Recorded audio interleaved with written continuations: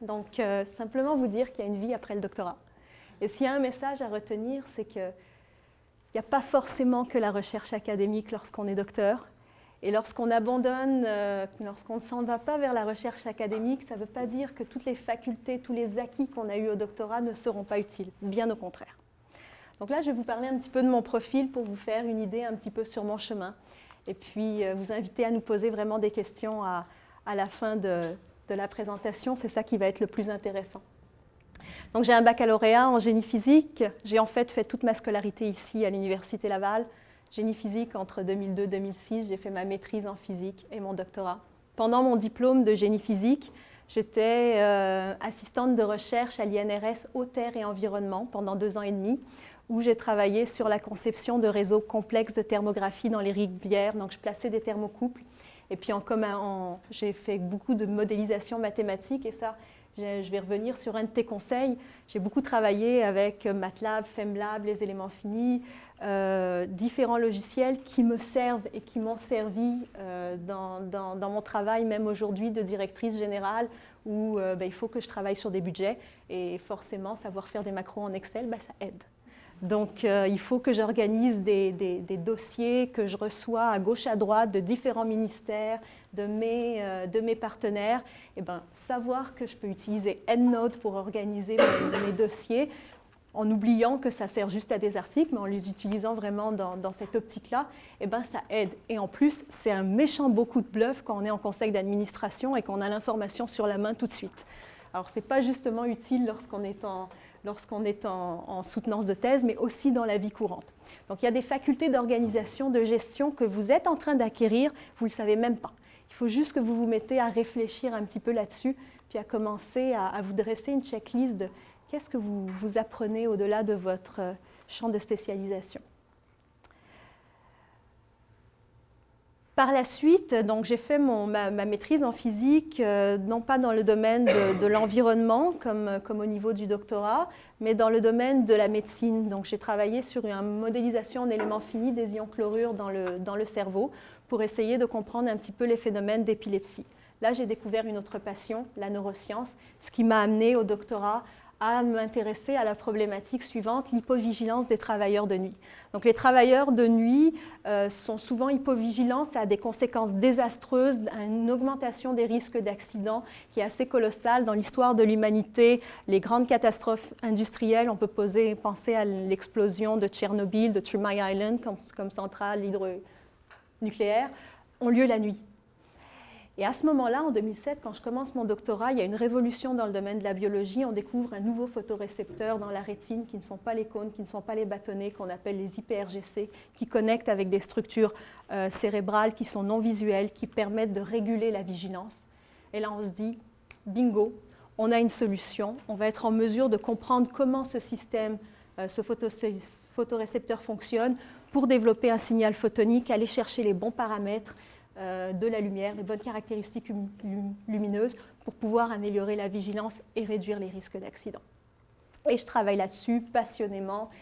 Et là arrive le moment du dépôt initial. Et moi, entre mon dépôt initial et mon dépôt final, il y a eu 2 ans. Ça a été extrêmement, extrêmement long. Certains par oubli, donc ils se font relancer et puis on n'a pas encore le droit de relancer, ça a été extrêmement long. Et là, je me suis dit, qu'est-ce que je fais? Est-ce que je m'en vais vers un postdoc? Ça ne me tente peut-être pas d'aller vers un postdoc de manière indéterminée, 4 ans, 5 ans, 6 ans. Et j'ai commencé à ouvrir mes horizons et à parler que je cherchais un emploi. À ce moment-là, je travaillais aussi comme caissière en temps partiel pour aller chercher un petit peu d'argent et puis pour être connectée à la vie réelle. Parce que j'en avais ras-le-bol d'entendre des gens parler juste de congrès, demande de subvention, prochain abstract. Et là, je me suis dit, il faut que je me connecte. Ah, c'est la rentrée scolaire? Ah, je ne le savais pas. Ah, c'est Pâques? Ah bon? Et donc là, il fallait vraiment se reconnecter à la vie réelle. Donc, je travaillais dans une pharmacie. Et j'ai, à ce moment-là, commencé à parler que j'étais doctorante. Et puis souvent, mon petit jonc, les clients venaient me parler et me disaient, vous avez un jonc, vous êtes ingénieur, comment ça se fait que vous êtes là? Et là, je saisissais l'occasion de glisser 2-3 mots. Et c'est là que j'ai appris, sans le savoir, que je faisais, j'avais conçu mon pitch elevator. C'est ce qu'on appelle en vente un petit speech qu'on est capable de faire en 1 minute, 2 minutes, qui se passe dans un ascenseur, où on trouve des phrases accrocheuses sur sa personne et on essaye de saisir les opportunités et les créer. Et ce travail à la pharmacie m'a fait rencontrer des VP en optique photonique, d'avoir des entrevues, m'a fait rencontrer des gens du ministère qui ont dit « Il y a des examens ministériels, tu es doctorante, tu es ingénieure. Non, non, regarde, viens passer la séance d'examen. » Et puis petit à petit, d'accéder à ce marché caché. François m'en avait parlé, 70% des opportunités d'emploi sont cachées. Et tout le travail que vous devez faire, c'est augmenter votre visibilité pour pouvoir accéder à ces emplois qui sont cachés. Alors, commencez à faire votre pitch elevator. Parler, c'est une façon de le faire. Utiliser linking, c'est une autre façon de le faire. Utiliser linking, notamment en invitant des gens comme nous à la fin de la conférence. Je reçois à peu près quotidiennement 10 demandes d'emploi en ce moment dans mon travail actuel de directrice générale du Réseau photonique du Québec. Alors, si je le like et puis vous êtes vous avez le profil correspondant, ben c'est facile de vous orienter. Et puis, pour nous, c'est très utile parce qu'on rend service à nos membres, à notre filière, en leur proposant quelqu'un qui a la bonne compétence. Donc, vous n'êtes pas intrusif lorsque vous venez même envers des gens que vous connaissez très peu pour proposer votre profil. Donc, ça, il ne faut vraiment pas hésiter. Autre conseil, il ne faut pas hésiter de cibler déjà les compagnies qui pourraient vous intéresser. Et de vous dire, non pas et non seulement comment je peux répondre à une offre d'emploi ponctuelle, mais qu'est-ce que j'ai dans mon parcours qui peut servir à cette compagnie-là. Et là, les 2 choses que vous pouvez commencer à identifier dans les compagnies qui vous intéressent, c'est leur vision et leur mission. Par la suite, commencez à travailler autour de votre parcours et autour de votre personnalité. Qu'est-ce que vous pouvez apporter à leur vision et à leur mission. Et par la suite, contactez les PDG. Toujours chercher à contacter les plus hauts dans la compagnie.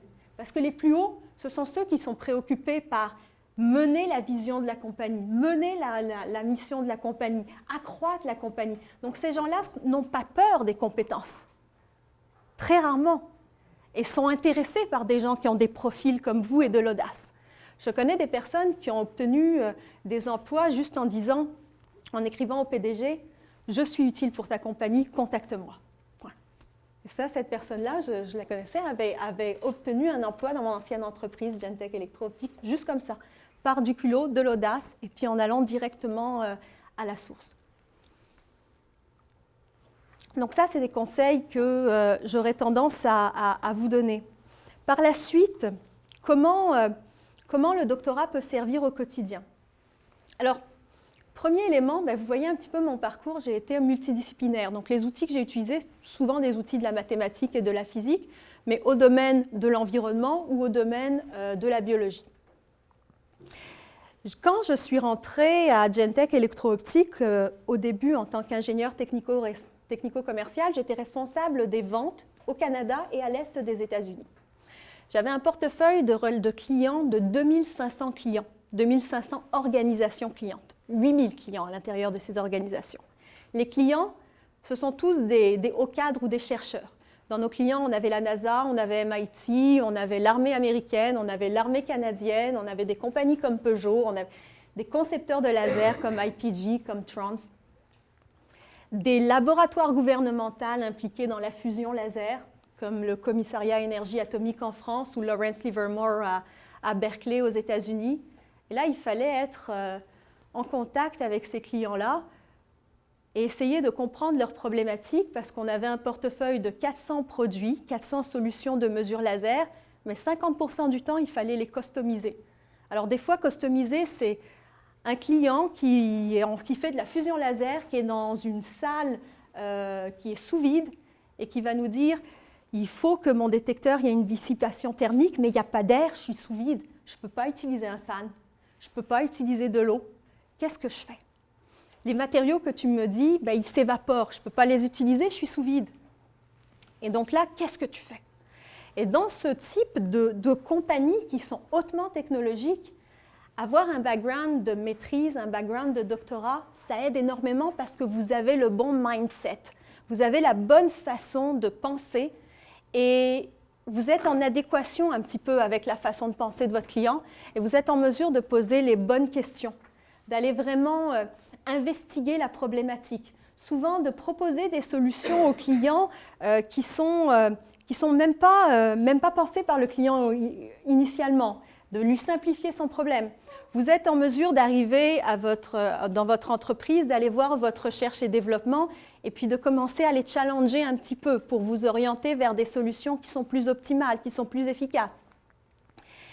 Et vous avez de la crédibilité parce que vous êtes en relation avec des chercheurs, vous êtes docteur et vous avez de la crédibilité, autant dans votre compagnie qu'avec votre réseau de clients. Et vous avez des opportunités. C'est-à-dire que dans mon cas personnel, j'ai découvert une réelle passion pour le monde des affaires en haute technologie. Donc j'ai continué à m'orienter là-dessus et j'ai eu cette opportunité de devenir directrice générale du réseau photonique, qui est un organisme qui représente les 130 compagnies d'optique photonique de la province du Québec. Donc les compagnies comme ABB, Expo, Inno sont tous dans mes membres. Et là, je tripe. Mais si j'avais eu envie de revenir en recherche, c'était possible. La première et deuxième, troisième année où j'étais à Genentech comme directrice développement des affaires, je vous dis à peu près à chaque voyage, j'avais une offre d'emploi parce que je croisais quelqu'un en recherche et développement qui me disait « Mais ton CV, il ne faudrait peut-être pas que tu restes en vente et développement des affaires. Nous, on a besoin de quelqu'un. » Et là, ça me donnait cet accès au marché de 70% qui est caché. Donc ça, si je vous dis ça, c'est pour être également audacieux. C'est-à-dire qu'il ne faut pas, comme tu disais si bien, on a un espèce d'effet tunnel à un moment donné où on se dit « Bon, écoute, là, il faut que j'aille faire mon postdoc à Berkeley et si ça ne marche pas, qu'est-ce que je fais? Non, je le ferai à Berkeley parce qu'il faut que ça marche. Et puis après, il faut que j'ai un poste de prof à tel endroit. » Non, non, des fois, les chemins sont un petit peu plus sinueux pour vous ramener à un objectif initial. Donc, vous pouvez aussi avoir une opportunité en vente, en marketing, en développement d'affaires. Saisissez-la. Ça ne veut pas dire que si votre cœur, votre passion est pour la recherche, vous allez parvenir. Au contraire, ça peut juste vous ouvrir beaucoup, beaucoup plus de portes. Donc ça, je trouve ça important de vous spécifier cela. Alors, au niveau des stratégies aussi, moi, ce que j'ai découvert, c'est... Puis j'ai eu une espèce de progression assez fulgurante dans mon entreprise. Et je pense que mon doctorat est hautement responsable de cette progression-là. C'est-à-dire qu'à chaque rencontre client que je faisais, je me disais, mais franchement, il faut que je comprenne vraiment son besoin. Est-ce que les compagnies qui sont dans le même secteur d'activité que lui ont les mêmes problématiques, oui ou non? Et mon produit, il faut que je le comprenne un peu mieux. Et puis j'allais en recherche et développement, et puis je disais, oui, mais là vous mettez ça dans les spécifications, mais tout ce savoir-faire, ça ne fonctionne pas dans tel cas, il n'est pas écrit nulle part, il n'est pas compilé nulle part, tout le savoir-faire de l'entreprise n'est pas compilé nulle part. Puis j'ai réfléchi, puis je me suis mis à monter un détecteur théorique, un détecteur de mesure laser théorique, à conceptualiser un petit peu tout le savoir-faire et à restituer ça en une présentation technique du savoir-faire de la compagnie en mesure laser. Et à partir de ce moment-là, grâce au doctorat, j'ai pu rentrer dans différentes conférences techniques. Donc là, je rentrais dans des conférences techniques dans le domaine du médical, en optique dans le domaine du médical, en automobile dans le domaine du médical, dans le milieu universitaire. Et le doctorat me permettait d'avoir accès à ce type de lieu pour pouvoir vendre le savoir-faire de ma compagnie et être très rapidement efficient, donc avoir 100, 150 spécialistes et puis leur présenter ça et puis placer la compagnie ou placer le marché ou identifier le marché, alors que si je n'avais pas eu ce doctorat, je n'aurais pas pu avoir accès à ces différents endroits. Donc tout simplement pour vous dire que, et puis tous les jours, hein, j'en apprends sur des choses que j'ai apprises au doctorat et puis qui me servent. Donc tout simplement pour vous redonner espoir, votre doctorat, vous allez voir qu'il y a plein de petites compétences qui vont venir se placer et qui vont vous aider à être beaucoup plus performant sur le marché du travail. Donc si j'avais à synthétiser, ayez confiance, vraiment ayez confiance. L'emploi, ça a été un petit peu comme vous deux, je l'ai obtenu par une amie qui s'était faite contacter et qui avait proposé mon poste. m'avait proposé, en fait. Puis elle m'a dit, qu'est-ce que tu fais? J'ai dit, franchement, je suis en train de rédiger ma thèse. Elle m'a dit, lâche ça, rédige ton CV, on attend ton CV pour demain. Puis là, j'ai dit, d'accord, je me suis fait appeler, j'ai envoyé mon CV. 5 minutes après, j'avais un appel.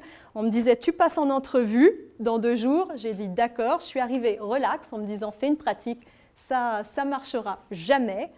On m'a fait une petite anecdote de si tu avais un chat qui mourait, enfin, le truc pour me déstabiliser pendant l'entretien, moi j'étais tellement relax que j'ai dit il est de quelle couleur le chat, enfin, j'étais vraiment tranquille.